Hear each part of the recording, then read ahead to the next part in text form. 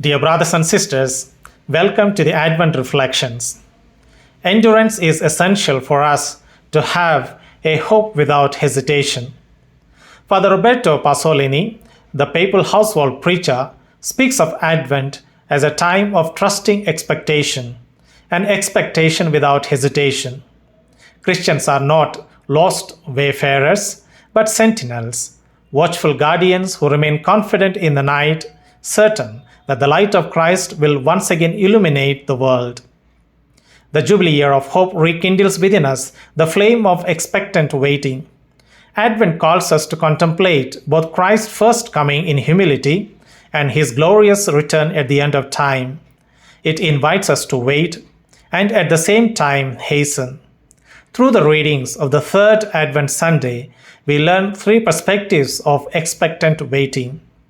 Isaiah's hopeful vision of a wilderness blooming with divine restoration, James' exhortation to a patient and persevering hope, and Matthew's account of John the Baptist's desire to understand Messiah more deeply. Together, they teach us to have a hope without hesitation. A village once lay at the edge of a vast desert. Every year, drought drew near, and every year the people waited anxiously for rain. But there was one old farmer, Elias, who planted flower seeds even in the driest season. Mocked for his unrealistic optimism, he would simply say, "Rain always finds those who prepare for it." One year, the drought was devastating. The land cracked, and even the animals fled. Yet Elias continued planting. Then unexpectedly, one evening clouds gathered, rain came in abundance, and only one place burst into vibrant color, a field of flowers swaying where Elias had planted. The villagers finally understood his hope was active, it was expectant and unwavering. This is Advent hope, not passive waiting, but the courage to plant seeds in the desert, trusting that God's promise will bloom. Chapter 35 of Isaiah presents the highway of God's Spirit, a desert blooming with hope. Isaiah speaks into a battered Israel, ravaged by Assyria and weary from exile. Yet he dares to announce a breathtaking future. The desert shall bloom, the weak shall be strengthened, and a highway of holiness shall lead God's people home. Using the prophetic technique of foreshortening, he compresses events, letting the people see the contours of God's future, even if they cannot grasp its timing. This is not optimism born of circumstance, it is theological assurance rooted in God's fidelity. God's arrival reverses desolation. The parched land becomes a garden, the fearful become strong, the blind see, the lame leap for joy. Israel once wandered through a desert during the Exodus, but their final homecoming will be through a land bursting with joy. Isaiah assures them that both spiritual well-being and physical wholeness flow from the God who keeps his promises. The desert is not the end.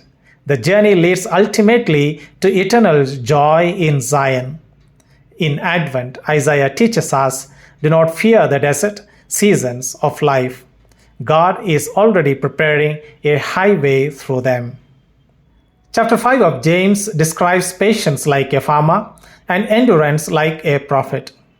James invites us to a hope strengthened not by speed but by patience. Like the farmer waiting for early and late rains, Christians too must cultivate trust through quiet perseverance.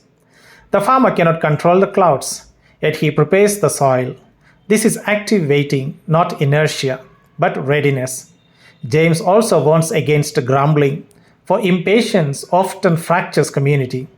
Instead, he calls us to remember the prophets who endured hardship for God's message. They remind us that God's timing is never delayed. It is always purposeful. Advent is therefore not a countdown to Christmas Day, but a school of spiritual endurance. We wait for the Lord's coming not with frustration, but with faith. Chapter 11 of Matthew's Gospel shows John the Baptist as a heart that seeks to understand the Messiah. Imprisoned and troubled, John the Baptist sends disciples to Jesus to ask, "Are you the one who is to come?" This is not unbelief, but a holy desire to understand more fully. John's expectations were correct yet incomplete, a reminder that even the greatest prophets needed deeper revelation. Jesus responds by echoing Isaiah 35, "The blind see, the lame walk, the poor receive good news." These signs are not simply miracles, they are proof of God's arrival, the very fulfillment of Isaiah's vision. Jesus honors John as the greatest born of a woman, not because John performed wonders, but because he had the singular mission of introducing the Messiah. Yet Jesus also says that even the least in the kingdom is greater than John because they can proclaim the fullness of Christ's mission, his death, resurrection, and his reign. John's struggle in prison mirrors our own moments of confusion. But Jesus shows us that faith grows not by having all answers, but by seeking him earnestly. Dear brothers and sisters, Prophet Isaiah teaches us to trust in God's coming, restoration. James teaches us to wait with the patience of a farmer and the endurance of a prophet. Matthew teaches us to desire, like John the Baptist, a deeper understanding of Jesus. Advent is the time when hope blossoms in barren places, when patience prepares the soil of our hearts, and when the seeking soul finds clarity in Christ.